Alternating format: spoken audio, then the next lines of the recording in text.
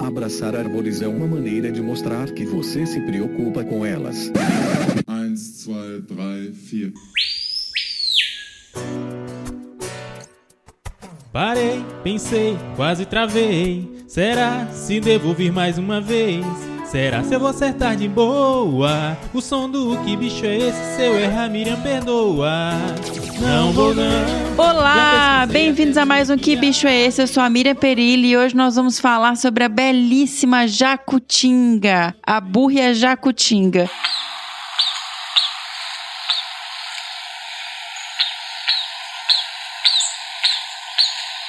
E para falar com a gente sobre essa espécie maravilhosa, eu conversei com a Aline Salles Bezerra, do projeto Jacutinga da Save Brasil.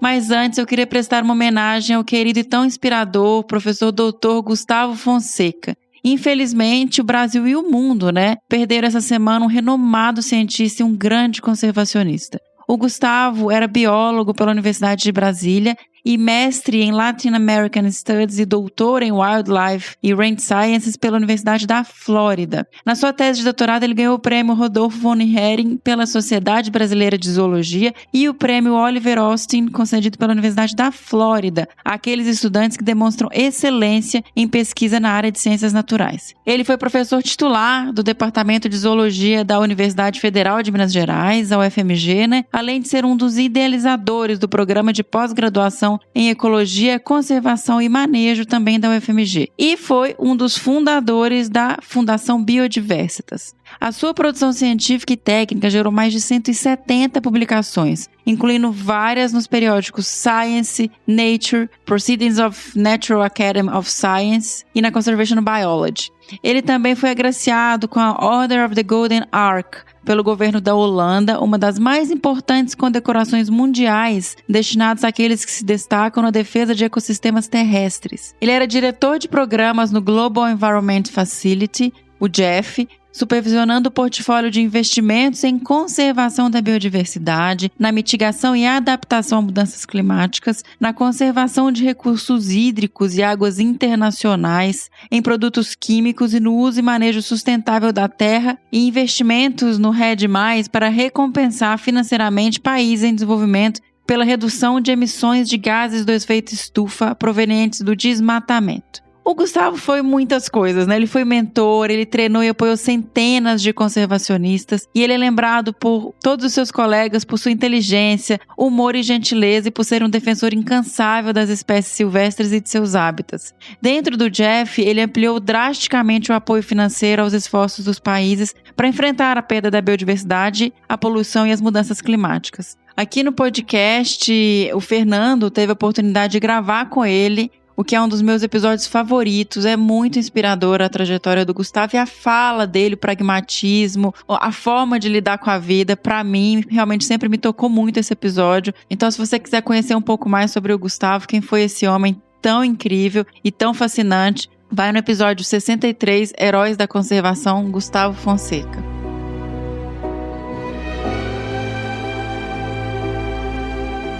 Difícil esse episódio hoje, porque eu também quero, em nome do nosso podcast, solidarizar com os nossos colegas da Unesp de Rio Claro, que perderam laboratórios, coleções, dados em um incêndio essa semana. Queria lembrar, gente, a universidade pública é um dos nossos maiores patrimônios. Ela é responsável pela educação gratuita de qualidade, por pesquisa e extensão, e elas respondem pela maior parte da produção científica e tecnológica do país. Mais de 90% da produção científica nacional vem das universidades públicas, feitas por professores e alunos de pós-graduação. A universidade pública é de todos e de interesse coletivo e, portanto, é o nosso papel também defendê-la, nos mobilizar, cobrar e votar bem. Outubro tá aí, gente. Para que desastres como esses não sigam se repetindo. Para que os orçamentos direcionados às universidades não sigam sendo reduzidos e as mesmas sucateadas. Não dá para viver sem educação e ciência. Do remédio que você toma, a água que você bebe na sua casa, seu celular, a vacina que garante a saúde para o seu filho,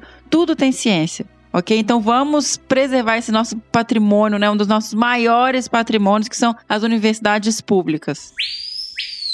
Agora vamos para a nossa conversa, saber um pouquinho mais sobre as jacutingas. Apresentando a nossa entrevistada, nossa convidada, Aline Salles Bezerra. Ela é engenheira ambiental e mestranda do Programa de Conservação da Fauna da UFSCar. E ela trabalha há 4 anos na equipe do Projeto Jacutinga da SAVE Brasil. E eu queria também, gente, indicar um texto, antes da gente começar a nossa conversa aqui com a Aline, um texto do professor Dr. Mauro Galete, no jornal O Eco, intitulado A Jacutinga e as Mudanças Climáticas. É um texto pequenininho, mas excelente, muito facinho, gostoso de ler e profundo ao mesmo tempo. Então, vai lá no Eco, esse é um texto de 2018, mas que ainda aí tá super atual. A Jacutinga e as Mudanças Climáticas. Bora agora conversar com a Aline. Quando o som desse bicho toca, não faço ideia do que isso seja, mas mande um e-mail e não devolverá.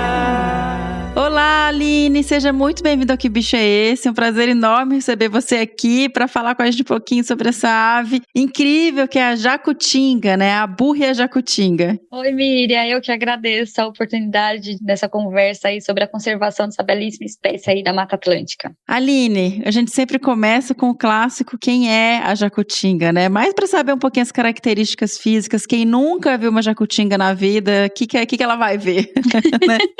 Então, as jacutingas, elas são a ave da família dos cracídeos, que ela é representada então pelos jacus, a jacutinga, mutuns e aracuãs. Ela é uma ave grande, pesa em torno de 1,1 kg até 1,5 kg. Tem um corpo todo coberto com penas pretas, mas com alguns detalhes que a diferem dos outros cracídeos que ocorrem aqui no Brasil. Então, ela tem os detalhes de umas penas brancas na asa, um topete também branco, a região perioftálmica, que é no contorno dos olhos, também branco, e tem uma barbela azul e vermelha, e tem um bico azul também, muito bonito. É muito bonita, né? Eu sou metida, tá, gente? Eu já vi uma jacutinga. Vi uma vez em Carlos Botelho, é um bicho muito bonito mesmo. Você tem razão de ter seu encanto todo com essa espécie, né?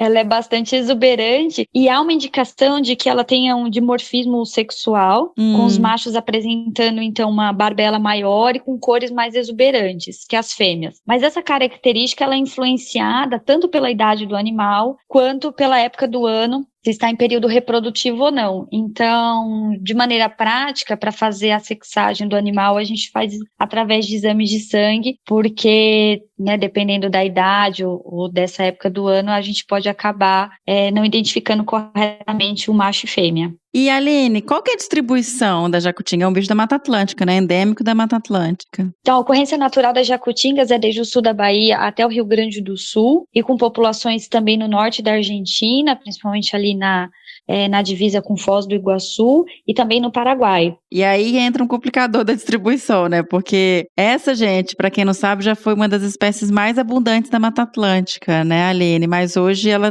tem uma grande área onde ela já foi extinta, inclusive. Já. As jacutingas, elas sofrem uma ameaça muito grande há bastante tempo, né? Com relatos desde o século XIX, de grandes matanças de jacutinga. E uma das principais ameaças da jacutinga é a caça predatória, que é um determinante no declínio das populações, porque elas são bastante sensíveis a essa pressão de caça, e a perda de hábitat por ser uma ave exclusiva aí da Mata Atlântica, que é um dos biomas mais ameaçados do Brasil. Infelizmente, em algumas dessas áreas de ocorrência natural, as jacutingas já são consideradas extintas localmente, nos estados da Bahia, Minas Gerais, Rio de Janeiro, Espírito Santo. Elas já não são encontradas já há algum tempo, e as principais populações de jacutinga encontradas hoje estão em unidades de conservação, em parques, principalmente aqui em São Paulo e também no Paraná e Santa Catarina. Tá.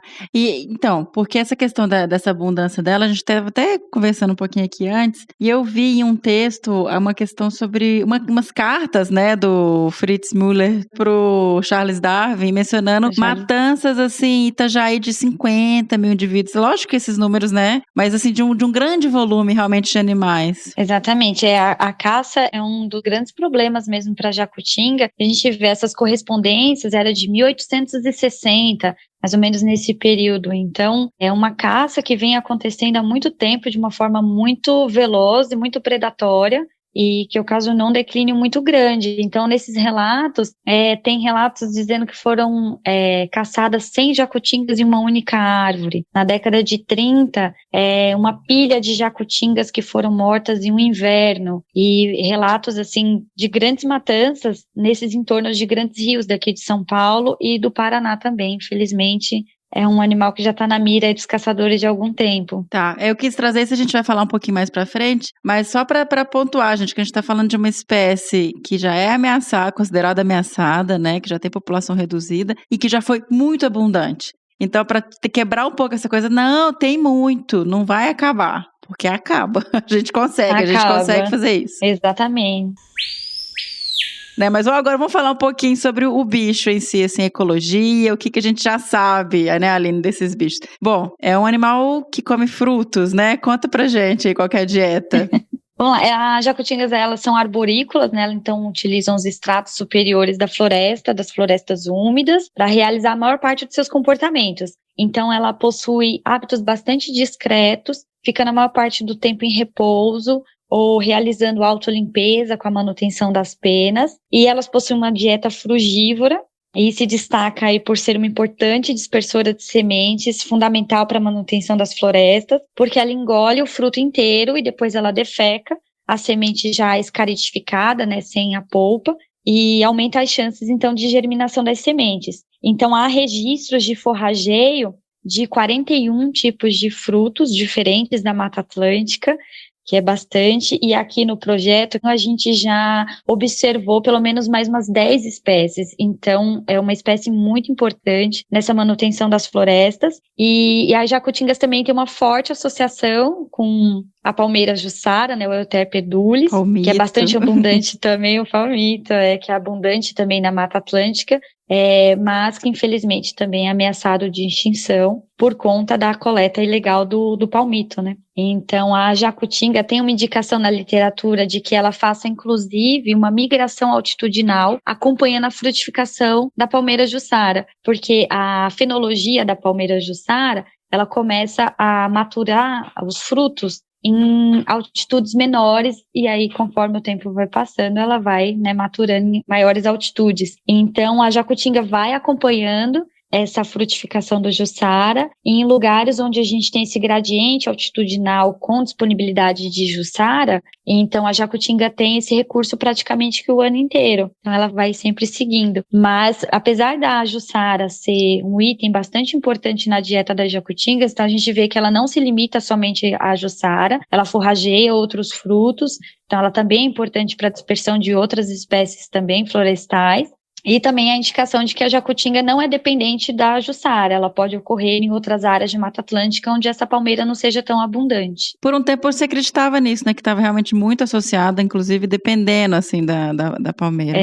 Um especialista, né, que seja especialista em jussara, mas não é. Tipo, evoluíram juntos, né, coevolução, aquela relação que tem de uma espécie com seu alimento, por exemplo. E, Aline, você mencionou essa questão até da movimentação delas no ingrediente, seguindo a frutificação da jussara. O que vocês já sabem em termos de relação entre social dos bichos, né? Vocês ficam monitorando esses animais. Conta pra gente. Então, infelizmente as jacutingas, elas tiveram um declínio muito rápido da população antes que a gente pudesse conhecer informações básicas sobre a espécie. E essa relação social, a gente tem algumas indicações por conta da família, né, dos cracídeos, então a gente vê alguns dados a respeito da família e por conta desses relatos que aconteceram no passado, de grupos de jacutinga muito grandes encontrados em determinada área. Então, a partir disso, a gente estima que a jacutinga seja uma espécie de grupo. Hoje não acha, mas desculpa te interromper, a gente não acha, os grupos são pequenininhos? Como é que é hoje que vocês veem? Então, por conta da redução das populações, então a densidade das jacutingas está muito baixa. Então, por conta disso, a gente já não encontra grupos grandes. Nos estudos feitos a respeito de densidade, foram encontrados grupos de até 6 indivíduos, grupos menores com 4, aos pares e também sozinho. Então, como é a conformação desses grupos, isso a gente ainda está trabalhando nesses dados para que a gente possa identificar como se formam esses grupos. É um grupo familiar ou não é? Se os pares eles ficam juntos, pareados, ao longo de uma vida inteira, sendo monogâmicos ou não, se os pares só se encontram no período reprodutivo, então há bastante lacunas ainda a respeito dos comportamentos sociais das jacutingas que a gente precisa estudar. Entendi. Nossa, gente, que tristeza, né? Você pensar um bicho que tinha tanto. É bastante. E esses dados são fundamentais para que a gente possa prever as ações de conservação Sim. de uma forma mais assertiva, né? Quanto mais informações a respeito da espécie a gente tiver, então a gente consegue ter medidas de conservação com mais assertividade, aí, com mais acurácia. E naquele momento que eu te interrompi, você estava falando que se for pensar na família, nos cracídeos, como que seria assim, a formação? Então, pensando nos cracídeos, a formação seriam de grupos familiares, com o indivíduo até a idade juvenil, sempre junto com os pais, e depois com a maturidade sexual, esse indivíduo seguiria fora do grupo. Entendi. E a reprodução, a fêmea, ela escolhe bastante, né? O que vocês já viram aí desse processo aí de corte, de encontro de parceiros? Elas escolhem. As jacutingas, elas têm vários comportamentos reprodutivos e um dos que se destaca é a exibição do macho para a fêmea durante o período reprodutivo, que deve começar agora em agosto, setembro e vai até fevereiro. Esse é o período reprodutivo. Elas fazem a postura uma vez ao ano somente, em torno de 2 ovos, essa é a média, mas pode ser até 3 ovos. E os comportamentos reprodutivos, eles são principalmente da corte do macho para a fêmea. Um deles o macho, ele tem... as jacutingas, na verdade, não só o macho, mas os indivíduos, ele tem uma pena modificada na asa, que é uma pena sonora. E com essa pena, o macho consegue fazer um display de asas, se exibindo para a fêmea. Na literatura até chama de rasgar de asas, porque é um som bastante tridente, assim. Que legal, e ele faz isso. essa exibição para a fêmea durante várias vezes repetidas, e a fêmea fica observando. Outro comportamento reprodutivo também é quando o macho oferece para a fêmea algum presente. Pode descer ao chão, pegar algo no substrato e aí oferecer como um presente para a fêmea. Esse também é um comportamento reprodutivo. Eles também têm algumas vocalizações nessa comunicação sexual com a fêmea, então ele pega esse presente, que pode ser um graveto, uma folha, ele oferece para a fêmea e faz junto também uma vocalização específica para essa época. Gente, que coisa mais linda! Que legal! Muito galanteador, o jacutinho. Demais! Pois é. E esse comportamento reprodutivo, ele é feito assim repetidas vezes até que a fêmea aceite. Outro comportamento que o macho também costuma fazer, os ninhos das jacutingas, elas não costumam buscar material fora e construir os seus ninhos. Então, elas aproveitam já estruturas que tem na floresta, geralmente de emaranhado de cipós, de lianas, ou uma bromélia, até mesmo um tronco muito, muito grande em que ela consiga ter uma camuflagem ali com outras plantas associadas ali naquele tronco. Então é assim que ela aproveita e faz o seu ninho. E então o macho também pode entrar numa dessas estruturas, pegar o presente para a fêmea, fazer a vocalização e ficar dentro dessa estrutura chamando a atenção da fêmea para que ela vá até esse possível ninho, faça a inspeção e possa ver se está de acordo com seus critérios. Olha, achei aqui uma casinha pra gente. Exatamente, exatamente. Isso eles podem visitar vários locais, possíveis locais, até que eles determinem onde será o local do ninho. Que legal. E aí, quando acontece a postura, só a fêmea faz a incubação, o macho a gente não observou ainda cuidado parental, então a fêmea faz a incubação durante 28 dias, e aí quando os filhotes nascem, em poucas horas, eles são muito independentes, em poucas horas eles já podem sair do ninho. Sério? E descer no ninho.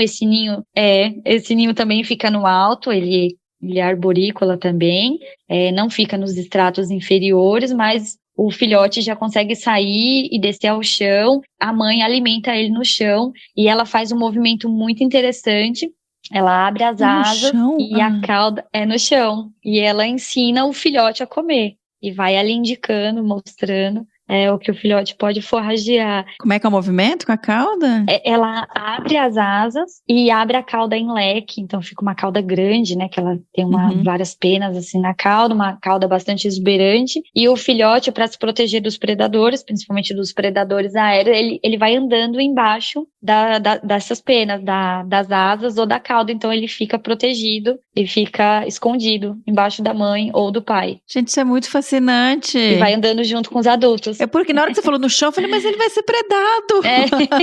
Mas que bacana esse esquema da proteção. Os pais têm esse cuidado de proteger, porque um dos principais predadores naturais da jacutinga são os felinos e também os rapinantes. Então, pelo menos assim, ela mantém os filhotes ali protegidos enquanto eles caminham junto com os adultos para procurar o alimento. Então, eles ficam caminhando, forrageando, e depois eles voltam de novo ou ficam só no chão até conseguirem subir? Eles podem voltar, eles voltam. Mas, assim, eles abandonam o ninho. Com 3 meses, a jacutinga ela já tem as penas de adulto já. Então, ela é bastante precoce já. Com 3 meses, ela já é bastante independente. Então, eles frequentam, depois do nascimento, eles frequentam muito pouco o ninho. Mas, assim, é algo também que a gente busca ver mais observações na natureza para que a gente possa entender melhor esses comportamentos. De repente, pode variar de população para população. Se isso é algo que você pode generalizar para a espécie. Entendi. Estamos aí em busca de descobertas ainda. Que legal, gente. Ai, muito bom. As penas dele são... Quando ele nasce, ele é amarronzado, né? Ainda não tem o biquinho azul. Então, ele é um pouquinho diferente do adulto, mas muito rápido ele já fica com o tamanho do adulto e vai perdendo aquela carinha de juvenil, né? Vai mudando as penas e aí já vai ficando todo com as penas pretas e com o bico azul e com as outras características das jacutingas adultas. Ai, que ótimo.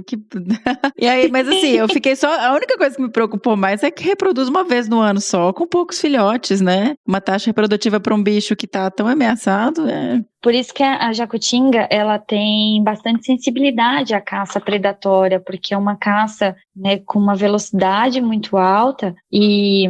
A ecologia, né, reprodutiva das jacutingas, elas não conseguem acompanhar esse ritmo de perda dos indivíduos, né? A taxa de reprodução ela é baixa, então o período de maturação também é baixo, o tamanho da ninhada, né, são 2 ovos em geral, a dependência desse habitat específico, que você precisa ter uma floresta mais estruturada para que elas possam encontrar esses locais ideais para fazer a nidificação. Então, tudo isso são componentes que acabam dificultando aí a reposição dos animais depois que tem essas perdas muito grandes. Sim, e essas perdas, gente, eu acho que tem alguns artigos do professor Mauro Galetti, dos alunos dele, que trazem um pouco isso também, do impacto que é tirar um bicho desse em termos de estruturação da floresta, né? Igual a gente mencionou, e a Aline contou aqui a questão do processo da semente, quando ele come e germina, ela ajuda a dispersar esses frutos e criar novas árvores, né? Distribuir as árvores na floresta. E se era um bicho que tinha tanto, provavelmente o papel que ele tinha ali dentro de estruturação dessa floresta e de dispersão de árvores frutíferas devia ser enorme, né? E é um serviço todo que era da natureza, que estava ali disponível e que a gente perdeu e só tem agora em alguns lugarzinhos. Exatamente, Miriam. Quando a gente perde uma espécie dessa, a gente, enfim, toda perda de espécie causa impactos, né? Mas é como você falou, a gente perde essas relações ecológicas também, né? Da dispersão das sementes, né? Porque a jacutingas é um dispersor que consegue atingir vários hábitats diferentes, então ela consegue levar essas sementes mais longe. Então é uma perda que a gente acaba tendo na manutenção das florestas. Ela consegue forragear desde frutos carnosos pequenos até grandes arilados de até 25 milímetros. Então, não são todas as aves que conseguem forragear sementes tão grandes. Então, aí você já perde o dispersor dessas sementes grandes, né? Sim, que são sementes que são frutos para outros bichos que dependem também. Então, aí a gente vai vendo todo um efeito em cascata. E aí, por isso, eu queria trazer um pouco do que agora vem sendo feito em termos de conservação, porque a gente já falou essa questão, você já trouxe a questão da caça, que é o principal problema, né? A questão de perda de hábitat, um bicho da Mata Atlântica, todo bicho da Mata Atlântica que a gente fala aqui, o que acontece? Ameaça, perda de hábitat, porque, né? É uma floresta que já foi massivamente perdida. Mas você está aí num projeto com ações belíssimas, com seu, né, com um grupo de pesquisa tentando reverter isso. E aí eu queria conhecer um pouco dessas ações, falar um pouquinho, teve pelo menos, né, um plano de ação nacional do ICMBio. Isso. De 2007 a 2011 esteve vigente o Plano de Ação Nacional dos Galiformes, do qual a Jacutinga faz parte, e aí já previa algumas ações, indicava algumas ações de conservação. E com o final da vigência desse plano, então, por conta dos trabalhos da SAVE, que a gente já vai entrar nesse quesito daqui a pouco, então, por conta dos trabalhos da SAVE, então a Jacutinga foi elencada como uma das 25 espécies prioritárias para conservação. Então, através de uma parceria, uma cooperação entre a ASAB, que é a Associação de Zoológicos e Aquários do Brasil, e o ICMBio, para a condução de um studbook, para que a gente conheça. É uma ferramenta, que é o studbook, é uma ferramenta de gestão das populações ex situ, para que a gente conheça desde a variabilidade genética, quantos indivíduos, qual a viabilidade desses indivíduos para serem reintroduzidos. E uma outra ação importantíssima, então, é da SAVE Brasil, que é uma ONG que faz parte da BirdLife International, que é uma aliança global de instituições para a conservação das aves e da natureza. E a SAVE, desde 2010, desenvolve o projeto Jacutinga, que foi iniciado por conta de uma medida de uma compensação ambiental, de um empreendimento da Petrobras, que seria instalado ali na Serra do Mar. Então, como uma medida, né, de compensação, foi indicado que eles fizessem, então, um trabalho com aves cinegéticas. E, a partir disso, foi feito um levantamento na Serra do Mar, com vários... Aves, só explicar, aves cinegéticas são aves que sofrem pressão de caça. Isso, boa, obrigada. Já tá tão no nosso, tão no nosso vocabulário que a gente acaba esquecendo, né? Sim, acontece. O significado. E aí foram feitas na Serra do Mar vários transectos para fazer um censo dessas populações e foi encontrado um indivíduo somente de Jacutinga, em quilômetros de transectos. Então, a Jacutinga naquele momento foi elencada como uma das espécies prioritárias para que fosse feita essa ação de conservação ali na Serra do Mar. E então, antes mesmo que começasse os trabalhos de reintrodução de fato, a gente precisava garantir que nessa área, essa pressão de caça fosse reduzida, porque não faz sentido você reintroduzir um animal num local onde sua ameaça ainda está presente. Então, foi feito um grande trabalho de educação ambiental com as escolas do entorno, foi feito também parcerias com instituições de fiscalização naquela região, e aí foi montado o viveiro de reabilitação em São Francisco Xavier, que é um distrito de São José dos Campos, para que pudesse receber esses grupos de jacutingas para passar pelo processo de reabilitação e depois a soltura na Serra do Mar. Então, a gente fez algumas solturas nessa região da Serra do Mar, mas por conta de uma pressão de caça que ainda estava presente, a área de soltura foi transferida, então, para São Francisco Xavier, que é uma área que tem uma mobilização já de instituições governamentais e já uma mobilização da sociedade civil em torno da conservação. Então, foi elencado São Francisco por conta dessa redução da pressão de caça. São Francisco tinha já população ou não? Não tinha. Aqui também foi feito levantamentos por transectos e não tinha nenhuma jacutinga, já era considerada extinta localmente também. Mas aqui a gente está dentro de uma região, nos limites de duas APAs, né, Área de Proteção Ambiental, a APA Federal, Mananciais do Rio Paraíba do Sul, e a APA Estadual São Francisco Xavier. Então, é uma área com remanescente de Mata Atlântica, bastante significativa aqui na Serra da Mantiqueira. Então, aqui também foi feito várias frentes de trabalho, né, para que a gente conseguisse fazer as reintroduções. Então, de educação ambiental, comunicação com a população, porque a população precisa se sentir parte também do programa de conservação, sim, né? Tem que adotar a espécie como dela ali também, né? Exatamente, também tem que abraçar a causa. Então, de 2010, então, a primeira soltura que aconteceu aqui em São Francisco foi em 2016. E desde então a gente faz uma soltura a cada ano, mas antes da gente falar da soltura, acho que a gente precisa entender um pouquinho desse processo da reabilitação. Tá, antes eu queria falar uma coisa, porque a gente não tinha mencionado isso antes. A gente está falando de um bicho que foi realmente, gente, massivamente extinto da Mata Atlântica. A gente tem poucas populações hoje em dia, né? Eu acho que tem o quê? ali do corredor de Carlos Botelho, Intervales. Intervales, Ilhabela, Ilha do Cardoso.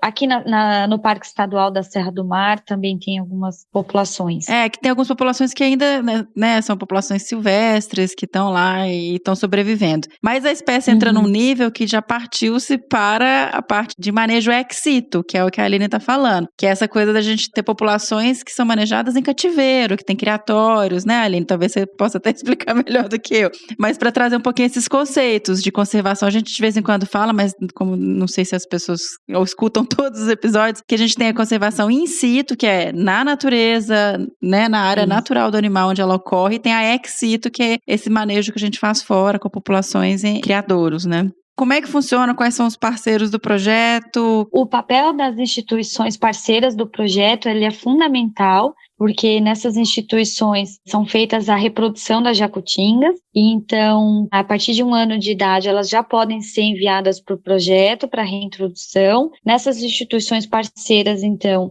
são identificadas as jacutingas com potencial para serem reintroduzidas. São feitos exames sanitários, onde são garantidos que não está trazendo nenhuma patologia, nenhum parasita diferente aqui para as populações nativas, para de outras espécies. Então, a partir do momento que elas são consideradas aptas, então elas são trazidas aqui para São Francisco Xavier, para o viveiro de reabilitação. É um viveiro que tem 15 metros de comprimento, 8 de altura e 7 de largura, então é um ambiente bastante grande. Que ótimo. Ele está totalmente imerso num remanescente de floresta, então as jacutingas já vão se adaptando a esse ambiente florestal, onde elas vão ser soltas, e durante o processo de reabilitação, então a gente faz alguns treinamentos com elas, e esses treinamentos, eles são critério para soltura. Então elas são observadas quanto ao voo e a qualidade do voo, porque como uma espécie arborícola, então é importante que elas tenham uma boa qualidade do voo. A estrutura do viveiro também ela é toda pensada para garantir essa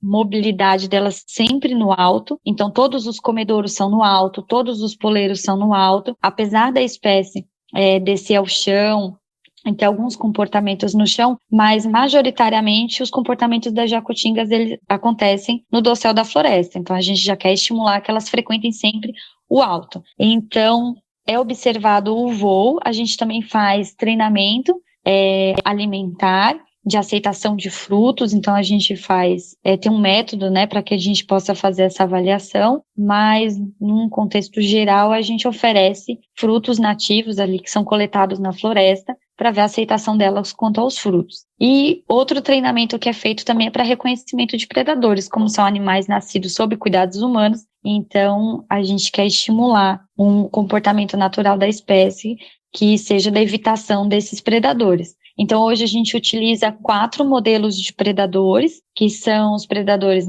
naturais da espécie, que são os felinos, uma espécie de rapinante. A gente também utiliza o macaco prego, porque o macaco prego, apesar de não ter na sua dieta a jacutinga, mas ele pode acabar disputando o recurso e acabar predando a jacutinga.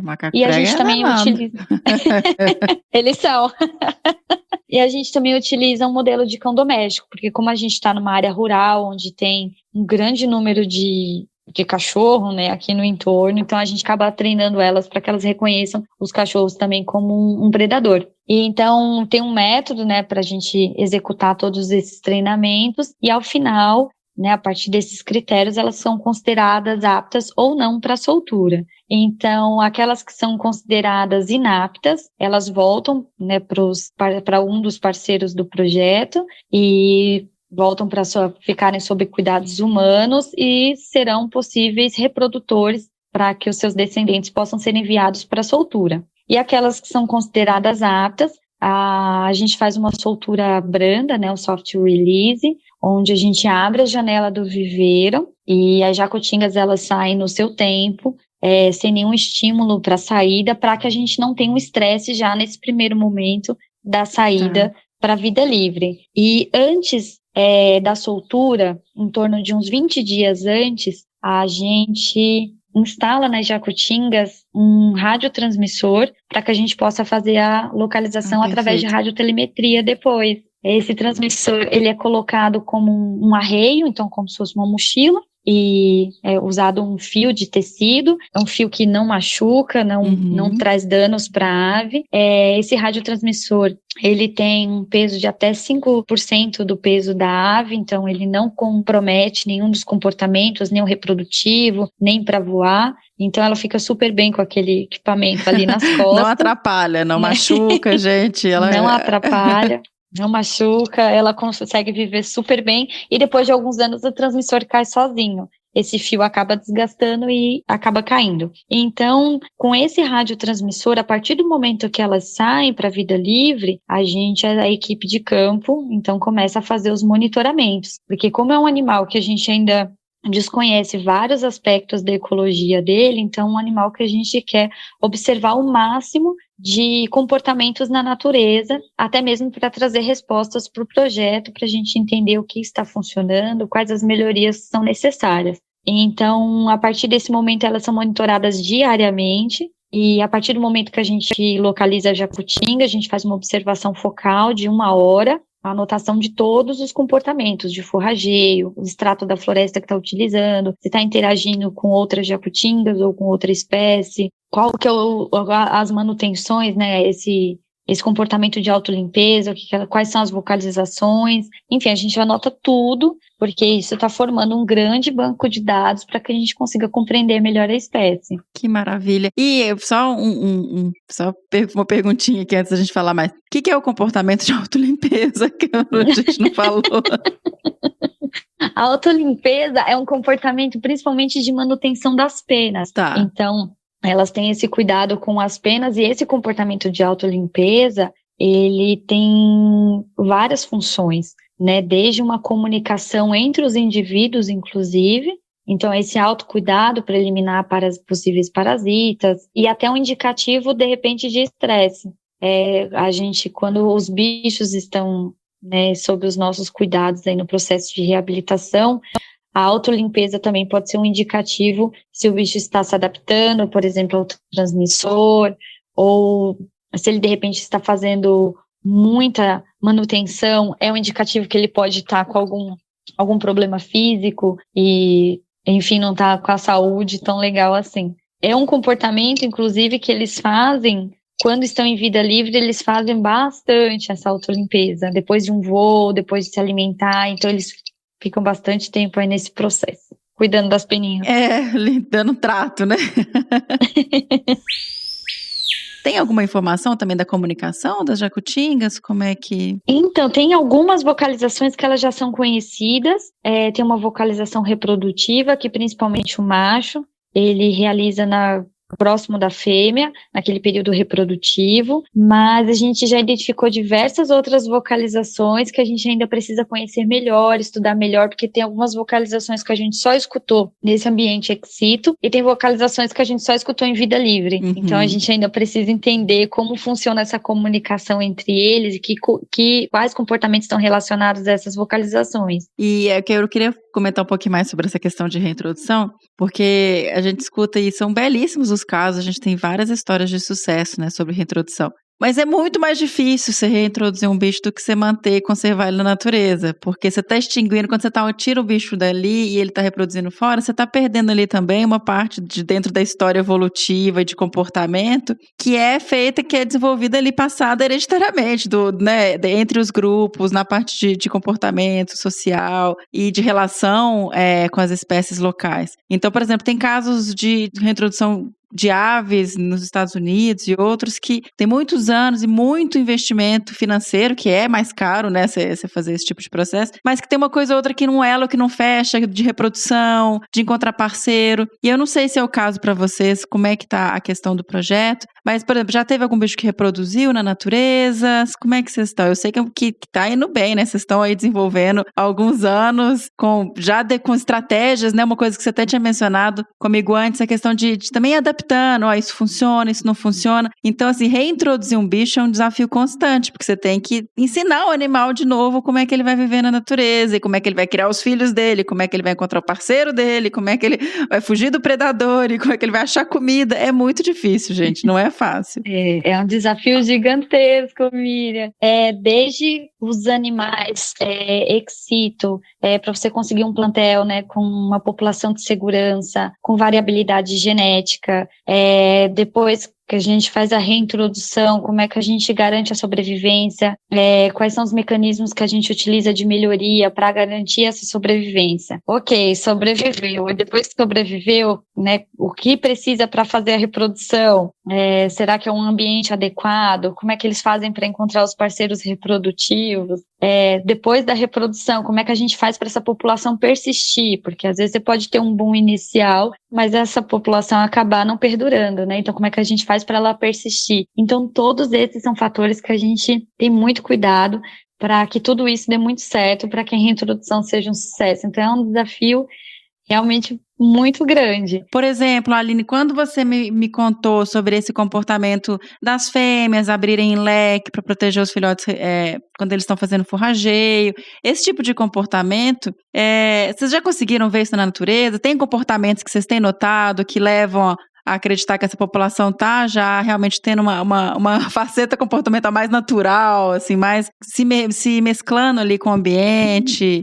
A gente já teve um macho que foi reintroduzido em 2016, ele pareou com uma fêmea, que foi reintroduzida em 2017, e eles se encontraram no segundo semestre, né, que é o período reprodutivo, e desde então, eles foram encontrados sempre juntos, indicando um possível pareamento. E eles já fizeram 2 posturas em vida livre, então a gente tem essa expectativa de que eles estejam aí, a gente já não tem mais o monitoramento, porque o tempo de vida útil do radiotransmissor são 2 anos. Tá. Então, depois desse período, as buscas são feitas por busca ativa, onde a gente tem, né, menor chance de conseguir localizar o animal, ainda mais uma mata tão densa e tão grande como essa. Então, depois que acaba o radiotransmissor, a gente acaba diminuindo esses contatos com o animal. Mas a gente acredita, e todos eles têm um apelido, que facilitam tanto o nosso manejo, né, no dia a dia. Eles recebem também, além do radiotransmissor, cada um deles recebe anilhas coloridas que os identificam, né? E a gente sabe qual é o grupo pertencente, qual que é o animal, se é macho ou se é fêmea. E esse par é o preto e a mangue. Ah, que legal. São os 2 que parearam e ficaram juntos. A gente conseguiu acompanhar eles até 2020 e eles trouxeram muitas respostas para o projeto, com vários comportamentos reprodutivos. Que e legal. A gente tem a expectativa que eles estejam aí já com filhotes na natureza. Que máximo, gente, que bom. Então, era mais nesse sentido, assim, da gente entender um pouco que se os bichos estão conseguindo retomar esses comportamentos naturais, né, que são frutos aí de muito tempo de evolução e de aprendizado, né, então que bacana. E Aline, eu fiquei muito curiosa também para conhecer um pouquinho mais da sua rotina aí, porque quem me apresentou você foi o Fernando, né, que te conheceu em campo aí em São Francisco Xavier, Fernando Lima, da Desabraçando Árvores, acho que vocês conhecem. E ele mencionou essa questão de que você fica monitorando, fica andando atrás dos bichos, provavelmente vendo muita coisa legal e tal.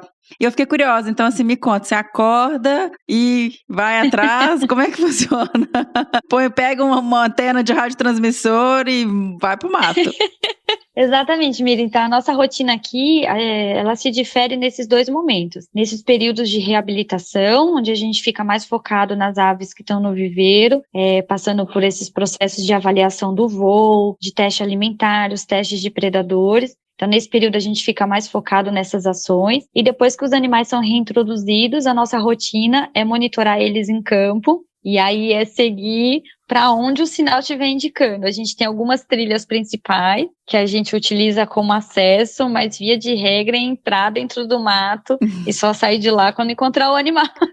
E você está fazendo isso há 4 anos?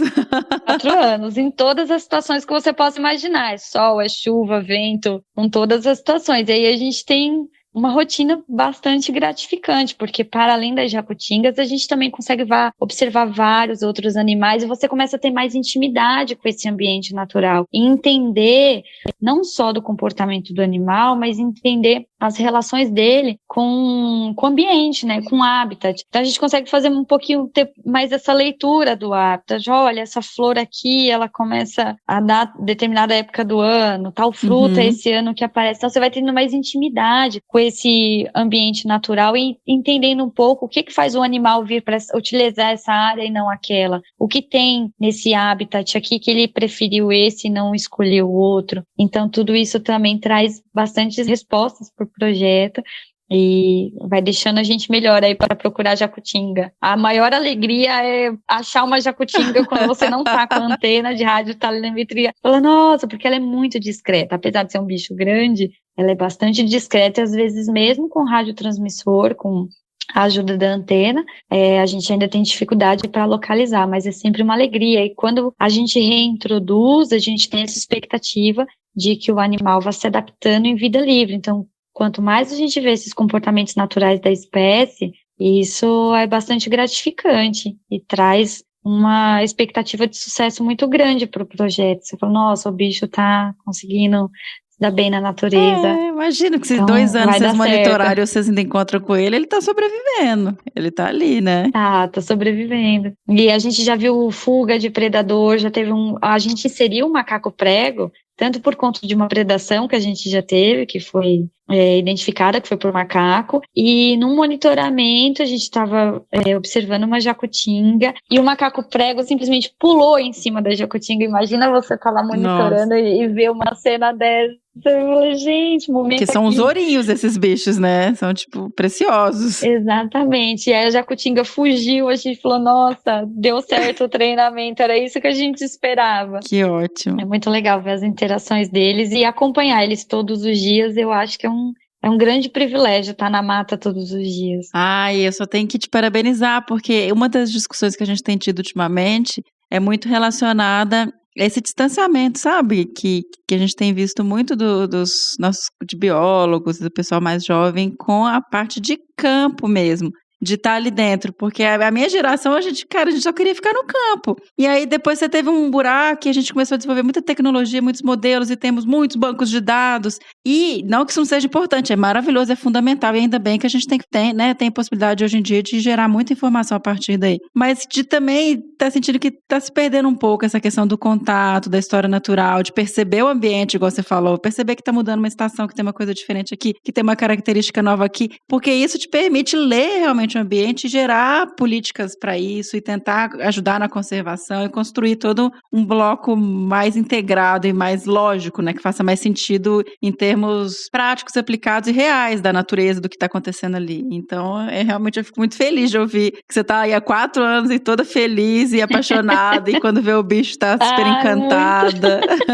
Porque minha experiência com a conservação, acho que ela fez um caminho inverso. A minha formação acadêmica é como engenheira ambiental, e nessa formação a gente não tem esse tipo de disciplina na grade a respeito de ecologia, estudar uma espécie, não é esse o foco. A gente está se formando para atuar em uma área completamente diferente. Então, quando eu cheguei para trabalhar com conservação, então eu observava e observo vários fenômenos em campo, e bem nessa curiosidade de naturalista, não que eu seja uma naturalista, né, no rigor da palavra, mas essa curiosidade, por que essa planta está aqui? Por que animal faz tal comportamento? Por que tal época eu não escuto o outro?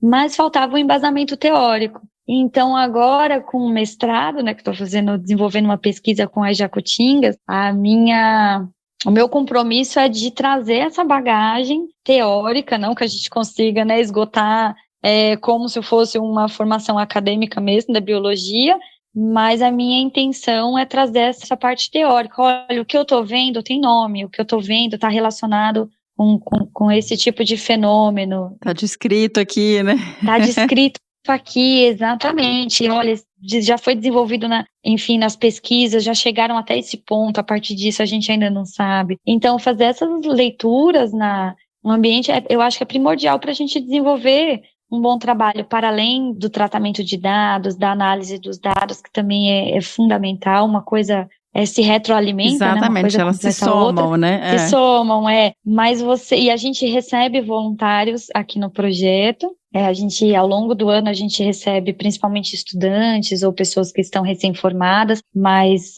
não é um critério, a gente já recebeu vários tipos de público aqui para apoiar essas ações de monitoramento, de reabilitação, e é muito legal quando a gente vê o primeiro contato, às vezes, dos estudantes de biologia, enfim, de áreas afins, que a primeira vez que está entrando no mato às vezes, um deslumbramento, você fala, nossa, que legal de proporcionar isso para uma pessoa que está começando a carreira, e você vê que tem pessoas, assim, que abraçam isso com amor, com uma paixão muito grande, e às vezes pode ser até um divisor de águas. É muito legal fazer parte de uma fraçãozinha da formação dessas pessoas e proporcionar isso a elas, é muito bom. Que legal, gente. Não, e proporciona mesmo. Eu realmente acredito que a gente tem esse potencial de estimular e inspirar outras pessoas, né, quando proporciona experiências para elas. Aline, muitíssimo obrigada. Adorei conversar com você, aprender mais sobre esse bicho tão fascinante, né? Tô doida, eu quero ir aí em São Francisco Xavier para conhecer mais o projeto, para andar no mato com você.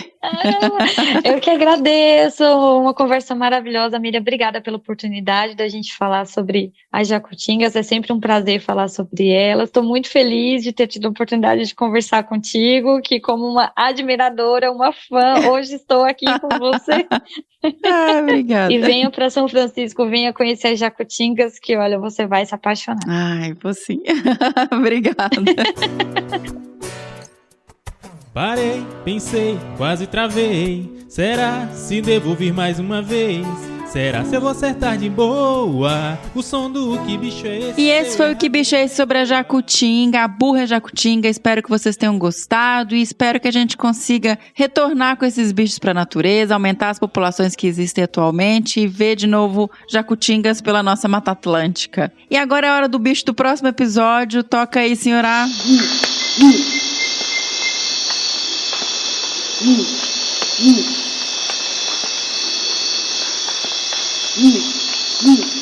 Lembrando que se você souber ou desconfiar que bicho é esse que a gente tocou o som agora, mande sua resposta para bicho@desabrace.com.br.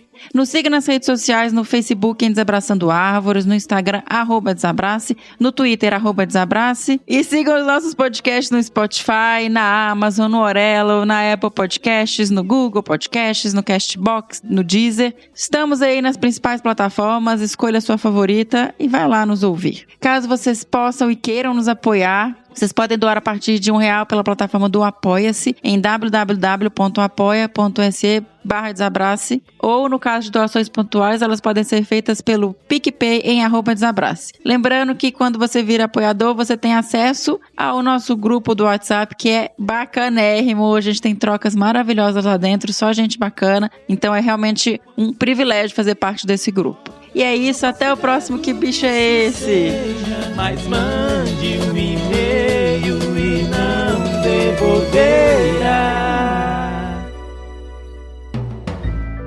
Mais um produto com a edição Senhor A.